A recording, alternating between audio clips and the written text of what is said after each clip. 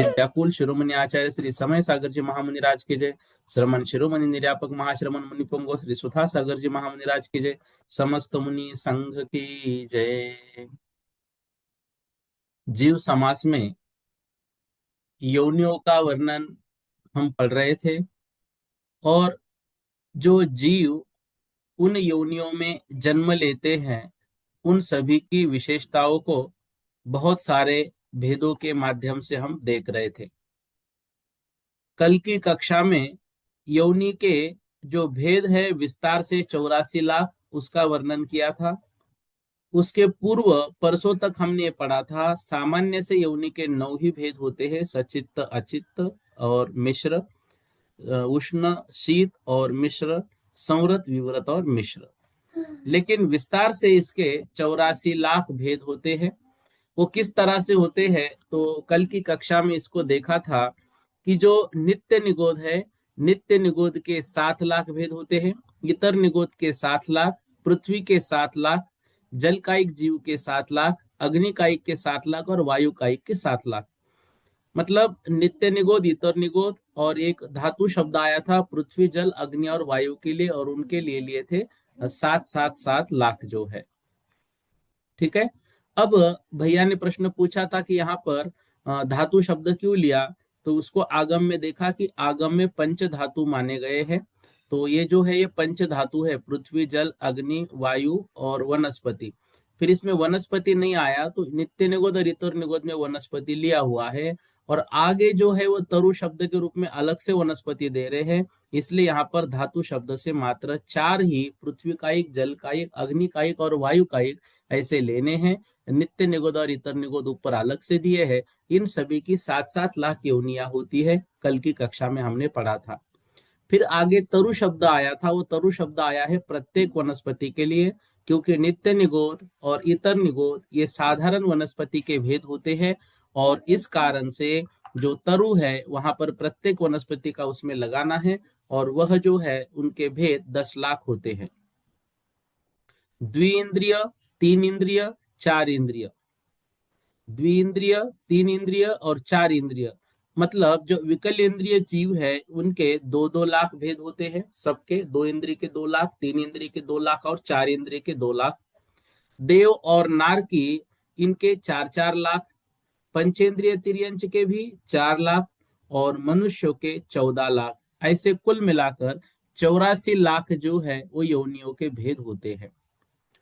फिर कौन से जो भेद, जन्मों के भेद उन्होंने बताए थे, तो किसका कौन सा जन्म होता है, तो ये इसमें बताया था लब्ध पर्याप्तक मनुष्य और एकेंद्रिय जो विकल इंद्रिय होते हैं, तो लब्ध पर्याप्तक मनुष्य और एकेंद्रिय विकल इंद्रियों का, लब्ध पर्याप्तक मनुष्यों का, एकेंद्रिय जीवों का और विकल इंद्रियों का नियम से सम्मूर्छन जन्म ही होता है। कर्म भूमिया और भोग भूमिया जो तिर्यंच और मनुष्य होते हैं, तो कर्म भूमिया पंचेंद्रिय तिर्यंच, कर्म भूमिया पंचेंद्रिय मनुष्य गर्भज तथा सम्मूर्छन ही होते हैं। भोग भूमिया तिर्यंच और मनुष्य वे गर्भज ही होते हैं, जो पर्याप्त मनुष्य है वे भी गर्भज ही होते हैं।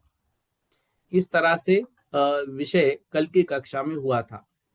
फिर सम्मूर्छन जो मनुष्य है वो कहाँ पर पाए जाते, तो इस विषय में आगम में लिखा था जो चक्रवर्ती की रानी है, वो चक्रवर्ती के रानी को छोड़कर शेष आर्यखंड की स्त्रियों के जो यौनी काख आदि स्थान होते हैं उन स्थानों में सम्मूर्छन लब्ध पर्याप्तक जीव जो है वो पाए जाते हैं। फिर हमने जो गति है उन गति के अनुसार वेदों की बात जो है उसको लिया था। तो नार की जो जीव होते हैं उन नारकी जीवों के भाववेद और द्रव्यवेद दोनों भी नपुंसक ही होते हैं। मनुष्य जो है, उनके जो वेद है, भाववेद और द्रव्यवेद, वो तीनों ही प्रकार के हो सकते हैं, स्त्री वेद, पुरुष वेद और नपुंसक वेद। तिर्यंचों के स्त्री वेद और पुरुष वेद तथा नपुंसक वेद तिर्यंचों में भी हो सकता है। सम्मूर्छन मनुष्य नियम से नपुंसक ही होते हैं, सम्मूर्छन तिर्यंच नियम से नपुंसक ही होते हैं। देव जो होते हैं वो, उनकी पुरुष और स्त्री वेद वहां पर होते हैं। भोग भूमि आजीव भी पुरुष और स्त्री होते हैं। अब यहाँ पर देव, नारकी, भोग भूमिया और सम्मूर्छन जीव, इनका जो द्रव्य वेद होता है वही भाव वेद होता है। ये विषय मतलब विशेष याद रखना है। कौन कौन? देव, नारकी, भोग भूमिया और सम्मूर्छन जो जीव होते हैं, इनका जो द्रव्य वेद है वही भाव वेद है। लेकिन मनुष्य और तिर्यंचों के द्रव्य वेद और भाव वेद में विपरीतता पाई जा सकती है। मतलब हो सकता है कि कोई द्रव्य से पुरुष हो लेकिन भाव से वह स्त्री हो, कोई द्रव्य से स्त्री हो लेकिन भाव से पुरुष हो। जैसे इंदिरा गांधी थी, वो लेडी जो है वो मजबूत मानी जाती थी, तो हो सकता है कि उनका द्रव्य स्त्री हो दो लेकिन भाव वेद मनुष्य हो, क्योंकि वो मतलब एक बड़े निर्णय लेने में वो सक्षम थी इस तरह से। फिर द्रव्य वेद और भाव वेद जो है वो किसको कहते हैं? तो देखो, अंगोपांग नाम कर्म के उदय से होने वाले शरीरगत चिन्ह को द्रव्य वेद कहते हैं, मतलब जो बाहर से दिख रहा है। और मोहनीय कर्म के वेद प्रकृति के उदय से होने वाले परिणाम विशेष को भाव वेद यहाँ पर कहते हैं। ठीक है। इस तरह से यहाँ पर जो है गति के अनुसार भेद को हमने देखा था। इसी के साथ साथ जो है वो मतलब गति के साथ साथ जो वेद है, कौन से गति में कौन सा वेद है, इस वर्णन को भी हमने पढ़ा था। अब जो यहाँ से 94 नंबर की गाथा से वर्णन प्रारंभ हो रहा है, यह वर्णन अवगाहना के माध्यम से जीवों के भेदों को खोजेगा। उसमें जीव समाज चलेगा। यहां तक जो पढ़ा है, रेणुका दीदी जी क्या पूछ रहे हैं आप? भैया ये जय जिनेन, जरा एक बार फिर बोलिए। से बताना किस किस के कौन सा वेद अभी आपने बताया था? किस किस का? कि वो भोग भूमि, देव, समूर्च और नारकी के दोनों सेम वेद होते हैं, वेद होते हैं। अच्छा, हाँ हाँ, सुनिए।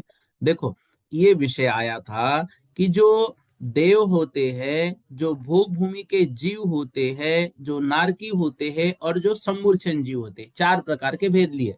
पहले तो देव और नारकी दोनों लीजिए। भोग भूमि के मनुष्य, मतलब भोग भूमि में जीव, मनुष्य स्त्री दोनों। और सम्मूर्छन जीव, देव, नारकी, भोग भूमि और सम्मूर्छन जीव, जी। इनका जो द्रव्य वेद होता है वही भाव वेद होता है। इनका जी। अलग अलग नहीं होता है। लेकिन ठीक है। मनुष्य और तिर्यंच जो है, कौन से? कर्म भूमि वाले, उनका भाव वेद और द्रव्य वेद अलग अलग हो सकता है। ठीक है दीदी? ठीक। हाँ जी, जय। हाँ। ये बातें आप पेंसिल से नोट करके रखा करो। हम्म। हाँ। हाँ, सागर भैया जी पूछिए। हमें फिर से भी आपने बताया भोग भूमि मनुष्य और स्त्री बताया, तो उसमें त्रिंच भी आएंगे ना, हाँ, क्या नहीं भोग आएंगे? भूमिया जीव में सब, भोग भूमिया में सब, जो जो भोग भूमि में जन्म लिया, मनुष्य, स्त्री, तिर्यंच, सब। जी जी। हाँ, ठीक है। ये कर्म देव, भूमि से हुए ना, जो मनुष्य और त्रियंश है, जो जो मनुष्य और अलग अलग। तिर्यंचों का द्रव्य वेद और भाव वेद अलग अलग है, वो कर्म भूमि का होगा। ठीक है। जो भोग भूमि के मनुष्य हो, स्त्री हो, या वहां की जो भी तिर्यंच हो, उनका जो भाव वेद है वही उनका, सॉरी, जो द्रव्य वेद है वही उनका भाव वेद भी होगा। उनमें चार प्रकार के जीव लिए हमने, देव, नारकी, भोग भूमिया। भोग भूमिया मतलब सब आ गए जो भोग भूमि में उत्पन्न होते हैं। और सम्मूर्छन जीव, इनका जो द्रव्य वेद होता है वही उनका भाव वेद होता है। ठीक है दीदी? जी। जी। आइए, इससे आगे जो अब वर्णन प्रारंभ हो रहा है, यहाँ पर जीव समास की जो खोज है वह अवगाहना के माध्यम से की जा रही है। देखिए, आपके स्क्रीन पर 94 नंबर की गाथा, या फिर आप इसको पुस्तक में भी देखिए, ग्रंथ में देखिए, और इसको अभी हमें पढ़ना है। हाँ, गाथा नंबर 94। सुहमनि गोद अपज, सुहम निगोद अपजत। यस्य जातस्य तदीयसमयम्। यस्य जातस्य तदीयसमयम्। अंगुल असंक भागम। अंगुल असंक भागम। जहन्नमुक्तस्यं मच्छे। जहन्नमुक्तस्यं मच्छे। एक बार उच्चारण कीजिए। सुहम निगोद अपजत। यस्य जातस्य तदीयसमयम्। अंगुल असंक भागम। जहन्नमुक्तस्यं मच्छे। अब देखिए, यहाँ पर अवगाहना की व्याख्या को बता रहे हैं। अवगाहना के माध्यम से जीवों को खोज रहे हैं। उसमें सर्वप्रथम जो खोज हो गई वो हम चल रहे हैं। सुहुम मतलब सूक्ष्म, निगोद मतलब निगोदिया, अपज्जतस जो सूक्ष्म निगोदिया अपज्जतस मतलब लब्धि पर्याप्तक जीव होता है। जो सूक्ष्म निगोदिया लब्ध पर्याप्तक जो जीव होता है, उस जीव के अपज्जतयस मतलब उस लब्ध पर्याप्तक जीव के जादस होता है। तदीय समयमी मतलब तीसरे समय में। फिर से देखो पहली लाइन। सूक्ष्म निगोदिया लब्ध पर्याप्तक के जादस्य मतलब होता है। तदीय मतलब तीसरे। समयमी मतलब समय में। जो सूक्ष्म निगोदिया लब्ध अपर्याप्तक जीव होता है, उसके जादस्य मतलब जन्म लेने के बाद या होता है, मतलब जो सूक्ष्म निगोदिया लब्ध पर्याप्तक जीव जन्म लिया उसके तीसरे समय में, मतलब रुजु गति से उत्पन्न हुआ, वो स्पष्ट रुजु गति से उत्पन्न हुआ उसके तीसरे समय में। तदीय समय में मतलब उसके तीसरे समय में। अंगुल असंक भागम। अंगुल असंक भागम मतलब घनांगुल के असंख्यातवे भाग प्रमाण। अंगुल असंक भागम जो घनांगुल है, उस घनांगुल के असंख्यातवे भाग प्रमाण। जहन्नम। जहन्नम वहां पर जो उसकी अवगाहना है वह जघन्नम मतलब जघन्य होती है। घनांगुल के असंख्यात्वे भाग प्रमाण प्रदेशों की अवगाहना उस विशेषधारी शरीर की होती है। यह अन्य सर्व अवगाहना भेदों से जघन्य है। उक्कसयम और उत्कृष्ट। उक्कसयम मतलब उत्कृष्ट। मच्छे मतलब स्वयंभू रमन समुद्र के मध्य में रहने वाली महामत्स्य की उत्कृष्ट अवगाहना होती है।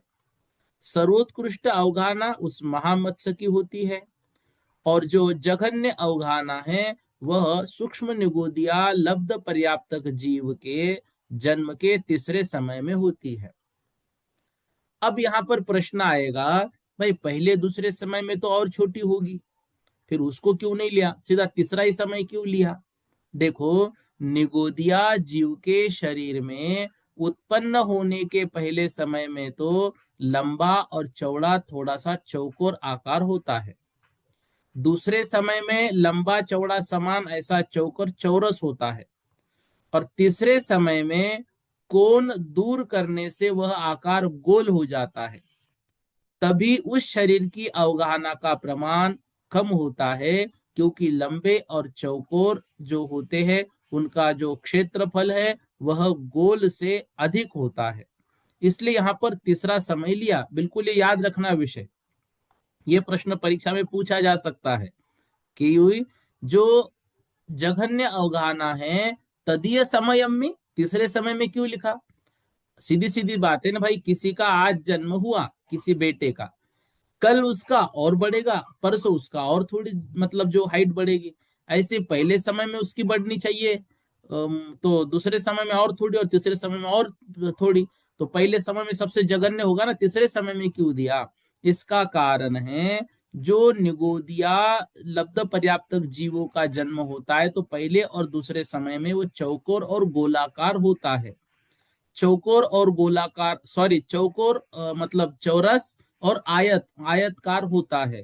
तो निगोदिया जीव के शरीर में उत्पन्न होने के पहले समय में वो बहुत लंबा और बहुत चौड़ा मतलब आयताकार का होता है पहले समय में। दूसरे समय में वो चौरस होता है, समान लंबा समान चौड़ा। तीसरे समय में वो गोल होता है।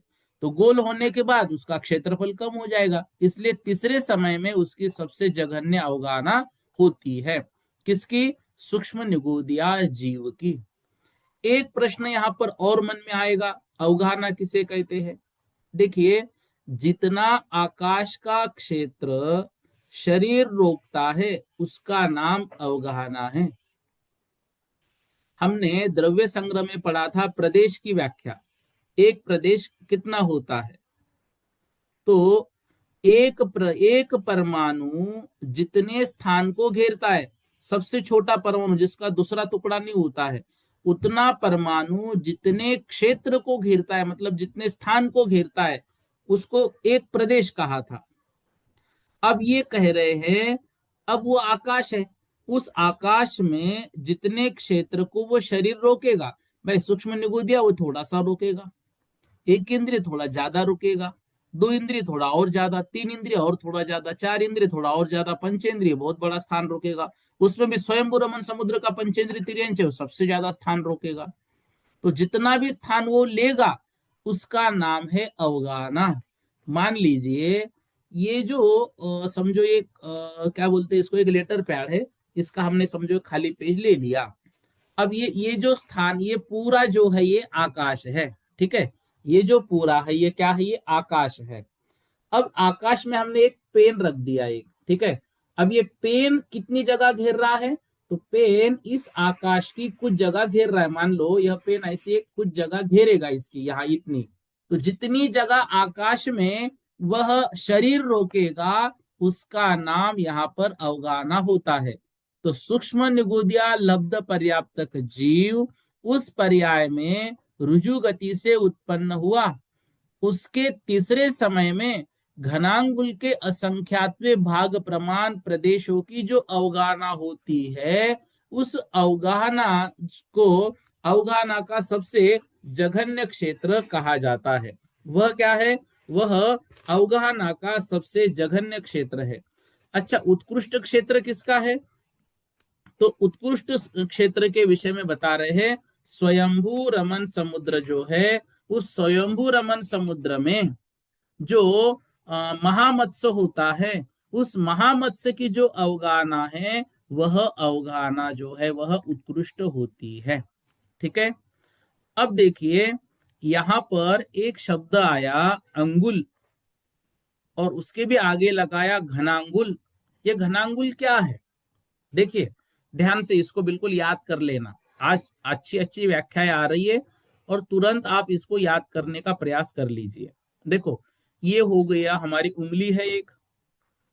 एक उंगली में जो ऊपर का भाग है, सबसे ऊपर का भाग, एक उंगली में जो सबसे ऊपर का भाग है ना, ये जो है इसको हम बोलते हैं एक अंगुल। यहाँ पर जो एक लंबी लाइन हम खींचेंगे सबसे, तो ये जो लाइन होगी उसका उसका नाप कितना होगा? एक अंगुल। मतलब हमारी उंगली 3 अंगुल से बनी है। एक, ये 2, 3 इंच बोलते हैं ना हम इसको एक सामान्य भाषा में। तो ये ऊपर का एक अंगुल, यहाँ पे एक लाइन खींचेंगे जिसको हम क्या बोलेंगे? एक अंगुल। ठीक है।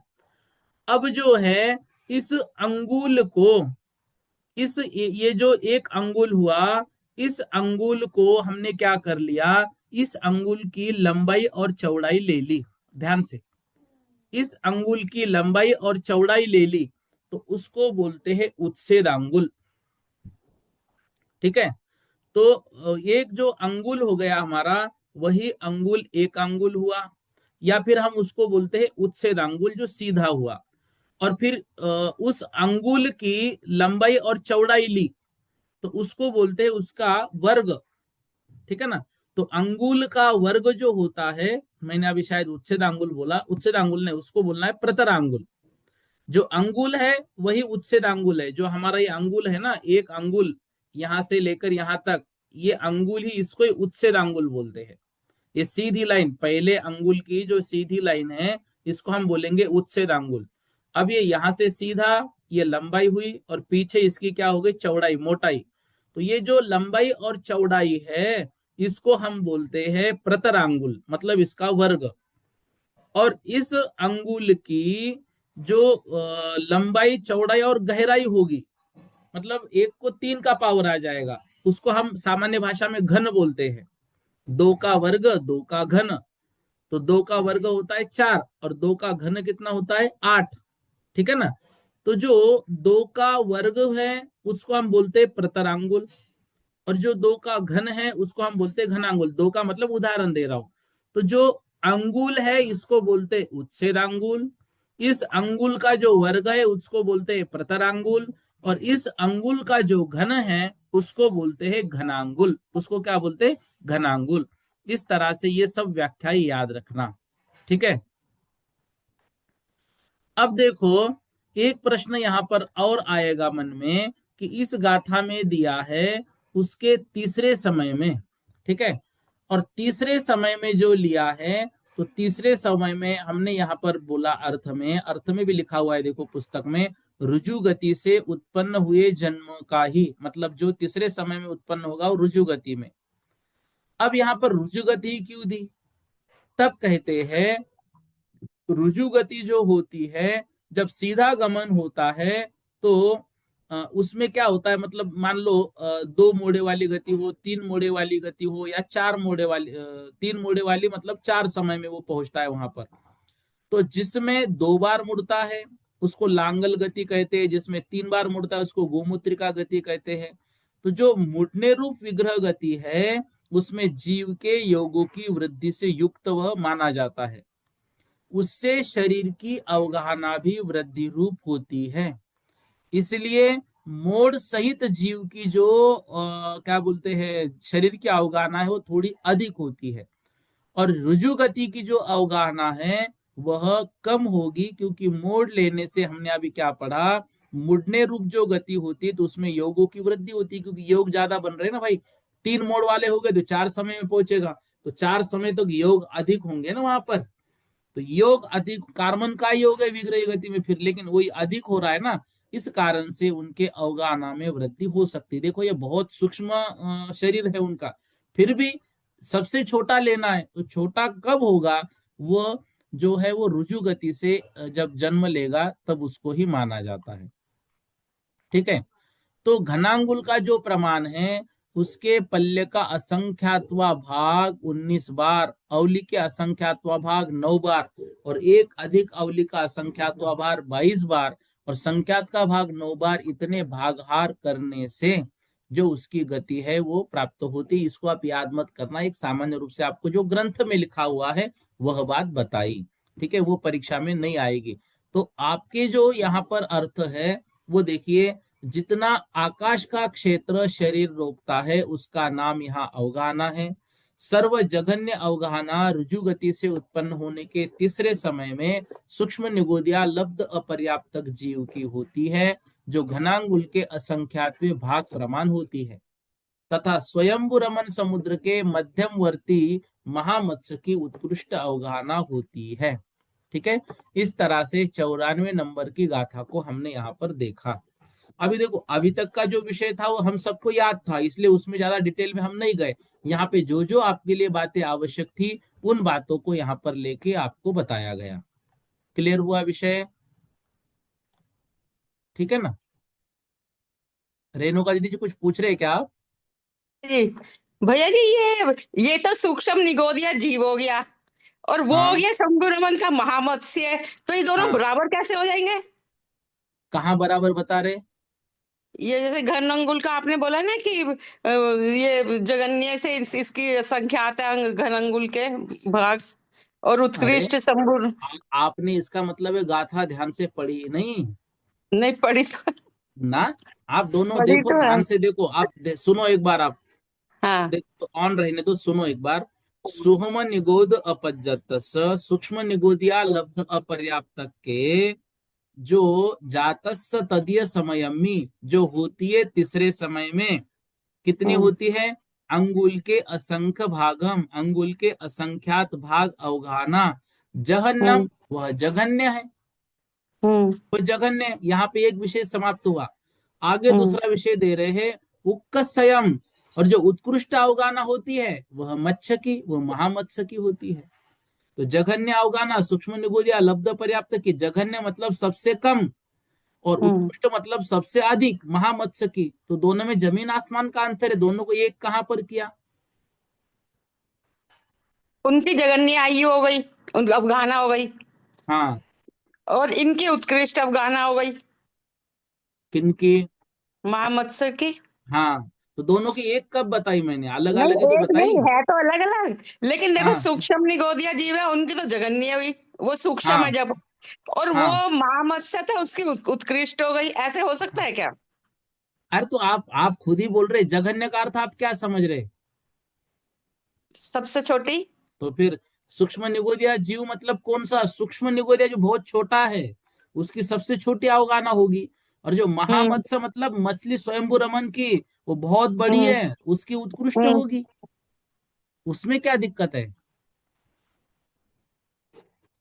आप पूछ क्या रहे हैं, या आप समझ क्या नहीं, रही है, मेरे को मैं ये नहीं लग समझ रहा है पा रहा हूँ।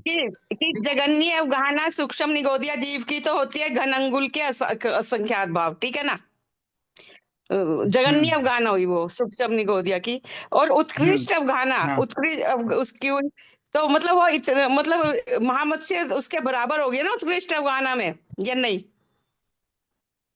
कैसे बराबर? देखो, घनांगुल का असंख्यातवा भाग मतलब ये जो अंगुल है अपना, एक उंगली, हम्म। हम्म। एक उंगली का पहले ऊपर का जो भाग है ना, हम्म। इस भाग की लंबाई चौड़ाई गहराई मिलकर ये घनांगुल होता है। मतलब ये पूर्ण गोल जो उंगली का भाग है ऊपर का सबसे, हम्म। ये हो गया हम्म। घनांगुल।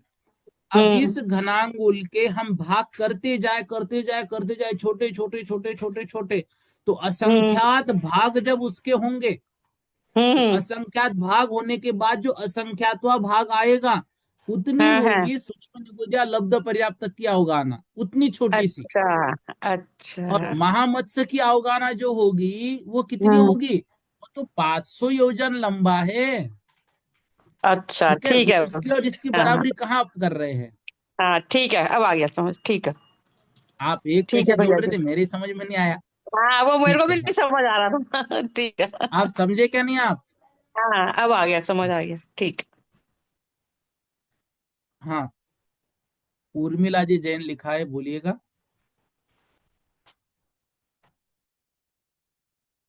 बोलिए दीदी जी, आवाज नहीं आ रही आपकी। अनम्यूट हो गए आप, बोलिए। अगर हेडफोन लगाए हो तो निकाल लीजिए, तब तक आवाज नहीं आती है। बोलिए। हाँ हाँ भैया जी, हाँ। मैं ये कह रही थी, साधारण जो वनस्पति के जो नित्य निगोद और इतर निगोद हैं, तो फिर ये पृथ्वी वायु जल अग्नि में क्यों लगाए जाते हैं बाधा सूक्ष्म नित्य हाँ नित्य निगोद और इतर निगोद? हम्म। साधारण वनस्पति के हैं ना ये भेद? देखो, बादर और सूक्ष्म स्थावर के भेद है संपूर्ण। नहीं, नित्य निगोद और अतिर निगोद। हाँ, तो नित्य निगोद और इतर निगोद जो है ना, वो साधारण वनस्पति के है, साधारण हाँ, वनस्पति के। तो फिर और पहले बादर और सूक्ष्म जो है सभी स्थावर के है। वो सभी इस तरह के, तो बाधा सूक्ष्म में जो फिर हम जो वायु में जल में अग्नि में भी तो लगा देते हैं ना हाँ, फिर। तो लगाने ही है ना, स्थावर के ही नहीं, तो भेद है। नित्य निगोद रेता निगोद में भी तो लगा देते हैं ना। अरे तो नित्य निगोद और इतर निगोद वनस्पति है ना वो, हाँ, तो वो भी और तो फिर स्थावर इधर ही है ना। प्रत्येक वनस्पति के 10 लाख बता दिए।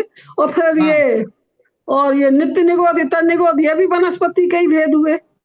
तो वो साधारण वनस्पति के हुए, और हाँ प्रत्येक के अलग। देखो, वनस्पति के दो भेद होते हैं, साधारण वनस्पति, हाँ प्रत्येक वनस्पति। जी। साधारण वनस्पति के दो भेद होते हैं, नित्य और इतर। और हाँ प्रत्येक वनस्पति के दो भेद होते हैं, सप्रतिष्ठित प्रत्येक, अप्रतिष्ठित प्रत्येक। हाँ। तो उसमें ठीक क्या है भैया। दिक्कत है? सबके बाद और मगर सूक्ष्म भेद होते हैं। अच्छा ठीक है भैया, समझ गई, अब थोड़ा सा कंफ्यूज हो गई थी। ठीक है भैया। ठीक जय जी। है, गोविंद भैया जी बोलिए। जय जिनेन्द्र भैया जी। जय जिनेन्द्र। एक तो ये जो है कि ये जैसे साधारण वनस्पति में नित्य निगोद, तो अब नित्य हम्म। निगोद में जैसे साधारण वनस्पति आलू, हम्म। तो अब आलू में व्यवहार राशि में ये अभी तक नहीं आए क्या, इसमें जो जीव है, निगोदिया जीव? देखो, अभी सूक्ष्म निगोदिया जो जीव है, वो सूक्ष्म निगोदिया जो आलू तो बहुत बड़ा है। हाँ। आलू के एक कण में एक कण में असंख्यात साधारण शरीर होते हैं, एक कण जी में जी जी असंख्यात साधारण शरीर।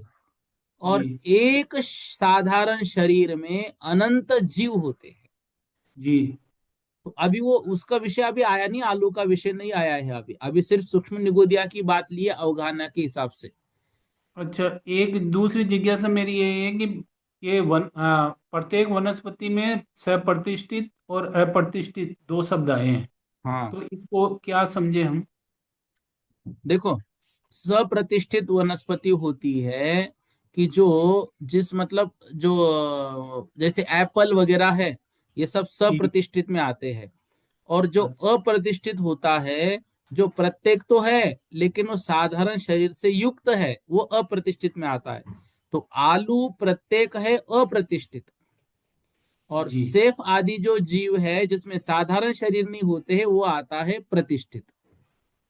नहीं, इसमें ऐसा बोला गया कि जैसे जब तक उसमें निगोदिया जीव रहते हैं, जब वो छोटी कॉम्पल टाइप रहती है, तब तक वो ये अप्रतिष्ठित अप्रतिष्ठित। होगी। अप्रतिष्ठित। हाँ, और जब वो उसमें रेसे वैसे आ जाते हैं, तो वो सप्रतिष्ठित हो जाती है। बिल्कुल सही कह रहे हैं आप। तो मतलब अप्रतिष्ठित में ये बहुत सारे जीव रहते हैं उसमें। देखो, जब उस बेल को, उस छोटे छोटे या पेड़ को छोटे छोटे फल लगना प्रारंभ हो गए, तो जी हमें वो छोटे फल खाने के लिए मना किया गया है आगम में, आपको याद हो तो। वो हम जी जी कहते हैं कि भाई नहीं, अभी वो पका नहीं है। क्यों कहा है ऐसा? जी। क्योंकि अभी तक उसमें सूक्ष्म निगोदिया जीव है, निगोदिया अच्छा। जीव उसमें है। नहीं ठीक तो है। भैया जी, एक हाँ, जैसे अपना जो शरीर है, तो ये प्रत्येक शरीर है ना? बिल्कुल प्रत्येक। प्रत्येक शरीर है। तो अब इसमें भी तो अनंत निगोदिया जीव है ना? लेकिन वो अपने आश्रय से रहते हैं, इस शरीर के आश्रय से नहीं रहते हैं। उनका अपना अस्तित्व अलग है। आलू से हम उन शरीरों को अलग नहीं कर सकते। वो एक ही शरीर में सब कुछ मिले हुए हैं। जी। हमारे शरीर में ऐसा नहीं है, हमारी आत्मा चली गई तो इस शरीर में जीव रहते हैं। होना ये चाहिए था, हम गए कि वो सारे जीव भी जाने चाहिए थे। लेकिन इस शरीर में जीव रहते हैं क्या? नहीं। इसलिए तो बोलते हैं 4 घंटे में अंतिम संस्कार कर लो, नहीं तो और जीव बढ़ने के चांस होते हैं। जी जी समझ रहे हैं? जी भैया। मतलब वो एक दूसरे से आश्रित नहीं है। साधारण में सब एक दूसरे से आश्रित है, एक खत्म तो सब खत्म। अच्छा अच्छा। क्लियर हो रहा है थोड़ा सा? जी जी भैया। हाँ। धन्यवाद। ऐसे आप प्रश्न पूछेंगे ना प्रतिदिन, तो थोड़ा आप कुछ प्रश्न पूछते नहीं तो मुझे लगता है समझ में आ गया, तो मैं आगे बढ़ जाता हूँ ये अब विषय। क्या करें? लेकिन थोड़ा थोड़ा तो क्लियर हो रहा होगा ना आपको, अच्छा तो लग रहा होगा। नहीं नहीं, अच्छा लग रहा है भैया जी। हाँ। सागर भैया जी, जैन बोलिए।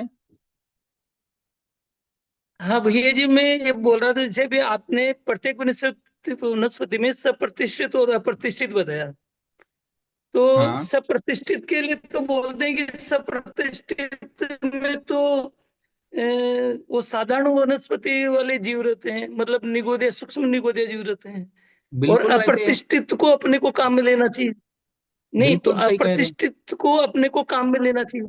तो अभी जैसे हाँ, आपने जो बोला ना, तो आपने बोला कि सप्रतिष्ठित को नहीं, वो आपने ऐसा उल्टा बोल हो दिया गया अभी। होगा। देखो, प्रतिष्ठित हाँ मतलब जिसमें हाँ हाँ। निगोदिया जीव इसलिए हो, मैंने और हैंड रेज किया था वापस। अप्रतिष्ठित मतलब जिसमें निगोदिया जीव ना हो। हाँ हाँ। पर हाँ। अभी आपने बोला कि नहीं नहीं, वो सेवफल में गलती से तो। हो गया, आगे पीछे कंफ्यूज हो गया होगा। हाँ ठीक हाँ है, हाँ ठीक हाँ, है। इसलिए। अच्छा, ना एक ना ना, ठीक। दूसरा और पूछ। था कि जैसे प्रत्येक वनस्पति का 10 लाख बताई मतलब योनि, तो हम्म। उसमें सप्रतिष्ठित की भी 10 लाख होगी, अप्रतिष्ठित की भी 10 लाख होंगी क्या? जैसे वहां पर तो अभी प्रत्येक वनस्पति लिया है ना, तो प्रत्येक वनस्पति जी में सप्रतिष्ठित अप्रतिष्ठित दोनों को मिला के 10 लाख है।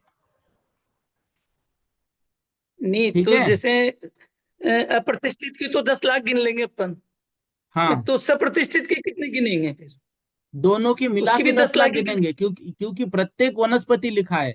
जैसे नित्य निगोद की गिन। 7 लाख और इतर निगोद की 7 लाख, ऐसे दोनों की 7-7 लाख लिखी उन्होंने। वैसे प्रत्येक की जो हाँ अलग हाँ। अलग भेद नहीं किए।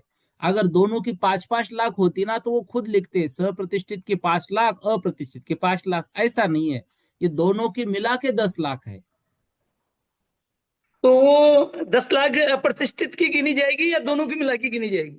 दोनों की मिला के तो कह रहा हूँ, दोनों की मिला के गिनी जाएगी वो। अच्छा भाई, ठीक है। हम्म। हाँ। राजू भैया जी जैन बोलिए।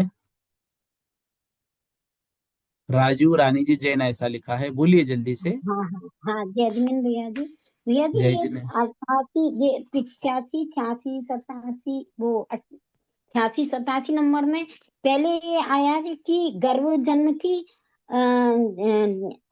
तीनों ही योनियां होती हैं, अचित्त ही योनि होती है। फिर आ रहा है कि ये तीनों की मतलब विव्रत योनि भी होती है, और वो शीतोष्ण भी ही होती है। मतलब ऐसे क्या आ रहा है ये? देखो, जब योनि को हेलो। खोजा जाता है, तो योनियों की खोज जो है वो 3 भागों के माध्यम से होती है। एक भेद बनता है सचित्त अचित्त और सचित्ताचित्त का, एक ही भेद बनता है। दूसरा भेद बनता है शीत उष्ण और शीतोष्ण का, एक भेद बनता है। और तीसरा भेद बनता है संवृत विवृत और संवृत, तीनों का मिला के एक भेद बनता है। तो जब गर्भ जन्म की बात आती है, तो वहां पे लिखा जाता है गर्भ जन्म वाले की योनि सचित्ताचित्त होती है। मतलब वो सचित्त भी है, अचित्त भी है, दोनों। और शीत उष्ण में ऐसा लिखा जाता है, शीत भी होती है, उष्ण भी होती है और शीतोष्ण भी होती है। कुछ योनियां ऐसी हाँ होती है जो मात्र शीत है, कुछ योनियां ऐसी होती है जो मात्र उष्ण है। जैसे मान लो सांप का जीव हमेशा ठंडा है, तो उनकी योनि हो सकता है शीत हो। जो गर्मी वाले जीव है उनका हो सकता है उष्ण हो।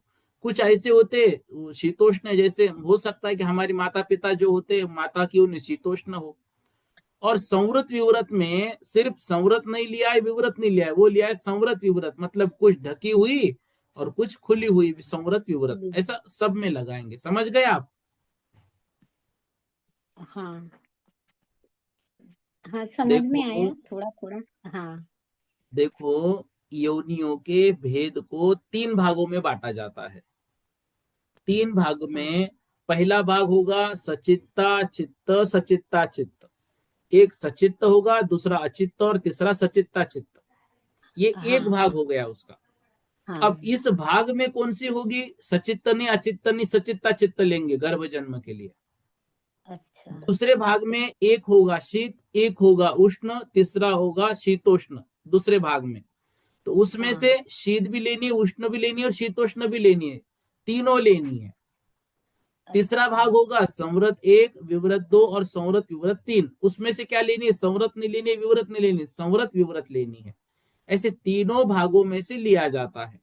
जैसे पानी है। अब हाँ पानी क्या है? पानी को 3 प्रकार से हम देखेंगे। पहला प्रकार देखो ठंडा है कि गर्म है। दूसरा हाँ प्रकार देखो छना हुआ है कि नहीं छना हुआ है। तीसरा प्रकार देखो कुएं का है कि बोर का है। तो पहले प्रकार में ठंडे और गर्म में हमने देखा कि पानी गर्म है।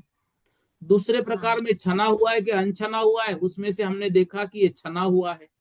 तीसरे इसमें हाँ। भेद लिया बोर का है कि कुएं का है, तो उसमें से हमने लिया कुएं का है। अच्छा, तो अब हम इसको पी सकते हैं। तो तीनों भेदों में उसकी परीक्षा होगी। अब समझ गए आप? हाँ हाँ ठीक है। हाँ हाँ, ठीक। गोविंद भैया, और कुछ पूछना है आपको? हाँ भैया जी, एक आपने कल बताया था वो शंखावर्त योनि, उसमें गर्भ हाँ। नहीं फैलता है, तो हम्म। ये किन के होता ये जैसे मतलब होता है ना, बांझ स्त्री कहा जाता है। मतलब अच्छा। उदाहरण को उदाहरण जैसे लेना, तो उनका जो है वो शंखावर्त योनि होती है। ठीक है, ठीक है भैया। ये ठीक है। पशुओं में किसी में भी हो सकता है ये? बिल्कुल, ये सामान्य अपने यहाँ पर किसी में भी हो सकता है, जिनका गर्भ ठहरता नहीं है या उनकी जी, योग्यता ही नहीं बनती है, तो उनके लिए वो होता है। ठीक है भैया। लेकिन जो जो जिनके पुत्र नहीं हो रहा है, हम ये लगाएंगे कि वो शंखावर्त योनि, ऐसा नहीं, ऐसा नहीं लगाना है। वो हो सकती है, हो सकता है कि भाई कोई और डिस्टर्ब हो, पति के माध्यम से डिस्टर्ब हो, या फिर और कुछ तकलीफ हो उनके अंदर। हो सकता है कि उनके अंदर गर्भ की थैली जो है वो ठीक ठाक ना हो वो। लेकिन शंखावर्त योनि हो किसकी सकती है, कि एक उदाहरण के रूप में आपको कहा भाई, वो उनकी मानी जा सकती है। लेकिन जिनके पुत्र हो नहीं रहा है, हम सबको ये कहे कि इनकी शंखावर्त योनि, ऐसा नहीं। बात समझ रहे आप? जी जी भैया, हाँ। धन्यवाद। चलो, समय हमारा होगा, इतना पढ़ लेते, इसके आगे जो है कल की कक्षा में हम ले लेंगे। बोधि समाधि परिणाम विशुद्धि स्वात्मोपलब्धि शिवशोक सिद्धि चिंतामणिम चिंतित वस्तु दानिम तामंत्य मानस्य ममास्तु देवी।